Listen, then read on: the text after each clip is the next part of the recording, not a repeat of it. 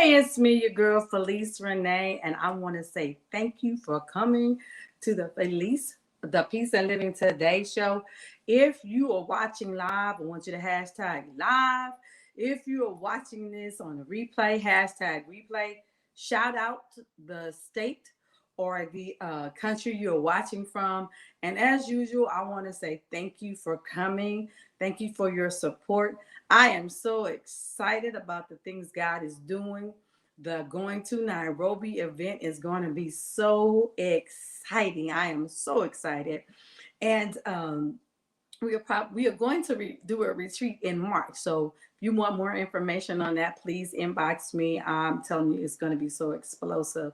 And I will be filming live from Nairobi in November. So, but with that, I want to talk to you about some things about domestic violence. And I know that this is a month we honor, and I want to say I honor every man, every woman who has, or even children, have gone through domestic violence and you are survivors. I also want to honor those who have lost their lives, family members from, domestic violence. It's not pretty.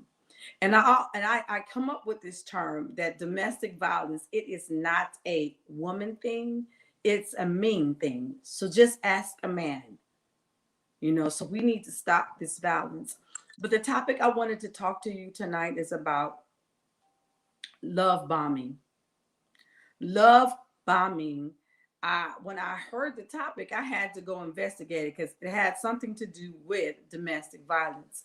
And you all know me, those who do know me. I wrote a book called it's called Stained Glass Smile, You Can Be Healed. But I want to talk to you about love bombing.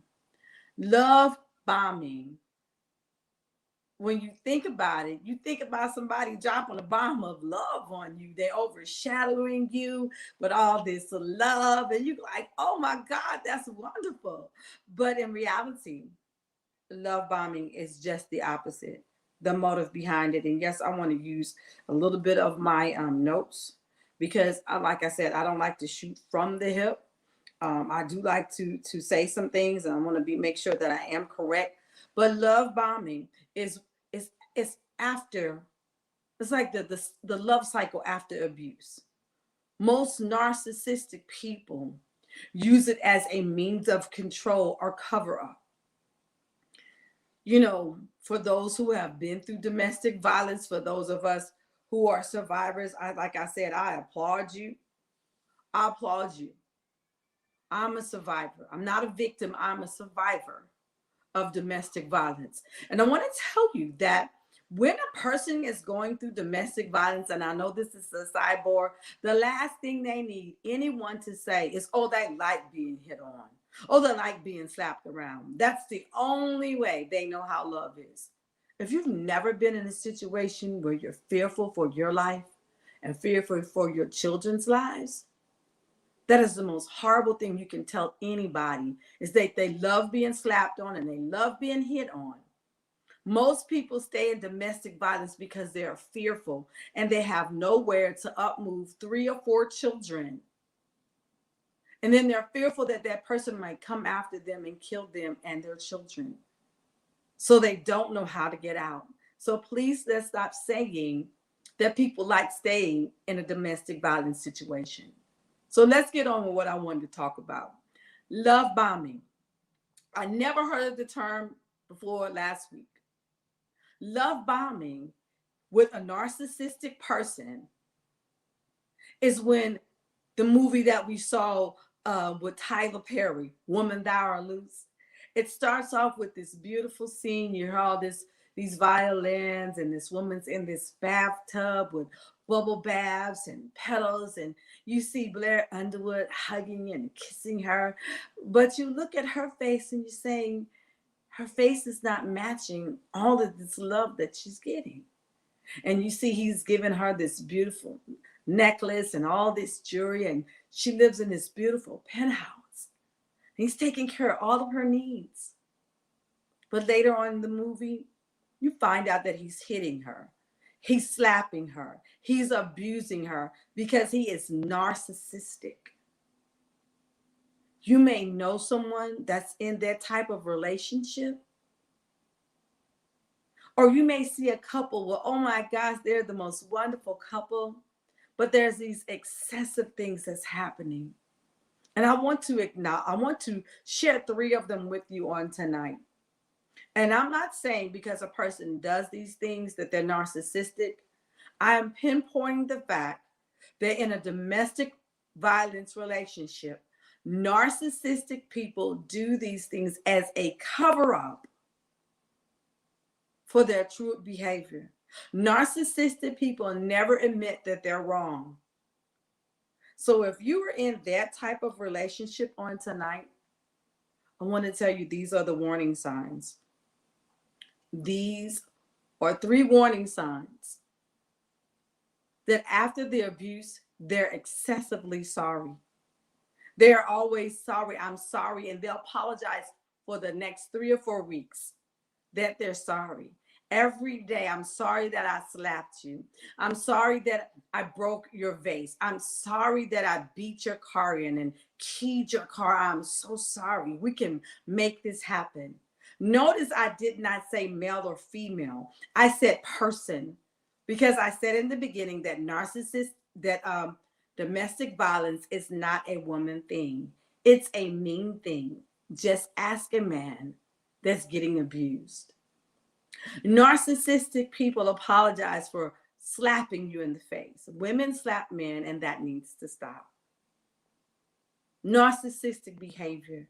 They are over excessively apologizing.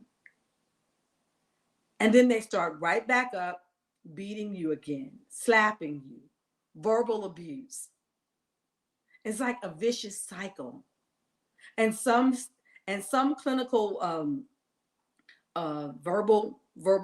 some verbal terms is the honeymoon cycle. They argue, he slaps or she slaps and hits him, and then they're sorry. That cycle needs to be broken. It's excessive apologies, and they never really admit that they're wrong. The next thing is they do not own up to your boundaries. They resist your boundaries. I know most of the time when I get upset, I like to be left alone. I'm like, let me go in my room and pray. Me and God talk it out. But narcissistic people do not own up to following your boundaries. They resist them. You might want to go for a walk, but they're going with the walk with you. Now, I can see if it's nighttime, women, we don't need to be walking by ourselves. Men either sometimes, because now, crime is everywhere. But I'm walking around the house, or I'm just walking up and down the street. Or maybe you just want to get in the car and go for a ride to calm down. They've got to come with you. They resist your boundaries. You might want to talk to a family member or a girlfriend to vent. They've got to be in the room to hear what you say, because they want to make sure you're not telling them. They want to make sure that you're not telling somebody that they are attacking you or hurting you. So therefore, you cannot be out of their hearing distance or sight. That's what a narcissistic person does. They're very controlling, very prideful, and they never admit that they're wrong. Number 3. Oh, should I say number 4? After the fight, there's always this expensive gift they've got to buy you. 12 dozen roses sent to your job, and candy and diamond rings and necklaces and whatever is very expensive. They do it for like a whole week, and they're just very, very nice, and all these gestures, and I'll rub your feet and I'll rub your back, and all of this. In some places, like I said, it's called the honeymoon phase, but it's called love bombing, because they're over excessively dropping excessive love on you, but never changing. There's nothing wrong with getting shadowed by love, but when it's after cycles of abuse, it's called love bombing. That means they're doing everything they can to stay in your graces so you won't leave them. Because if you leave them, then now it's embarrassing to them that you rejected me. Love bombing is very dangerous young women, young men, recognize the signs. After there's a fight, continual fighting, continual slapping and throwing objects and verbal abuse, never really apologizing. It's called love bombing. And if you've watched the movie Woman Thou Art Loose, he always apologized to her until she wanted to leave. And then he was ready to throw her over the balcony 1 minute. And then the next minute, he was holding her in the bed saying, I love you. I love you. Don't leave me. You're not going anywhere. That is narcissistic behavior. And that is real. It happens. So if you're going through that, I admonish you, call the domestic violence hotline. The next one is request for excessive attention. You've got to have everything on them. They've got to be the center of attention. If you don't give them attention that they need, then they are very angry. Non-stop. You could be at the hairdressers or the barbershop and they're blowing up your phone 20 times in a row. You could be at the grocery store. You could be trying to hang out with a friend and they've got to be there with you. You could be trying to have some me time and that does not work in their eyesight. Excessive attention. If you're not married to that person, I strongly advise you to go back and re-examine that. Is that something you want to live with for the rest of your life? And only you can answer that. But I just wanted to come to you tonight and let you know what love bombing is. Love bombing is dangerous. It happens. And I'll go quickly back over the steps. Excessive apologizing. So for the last year, you're continually fighting and beating on a person and slapping them. And every time it's excessive, I'm sorry, but no change. Not even an attempt to change. That's narcissistic behavior. Not following your boundaries. Not giving you any space so you can process what's going on. If you're on social media too long, they're looking through your Facebook, they're looking through your Instagram, saying, hey, why are you on this person? Who's this person? Who's that girl? Who's this man? Excessive, breaking your boundaries. You can't even go to the bathroom without them wanting to be there. After a fight, excessive gifts. Watches, rings, dinners, but no change in behavior. Excessive attention.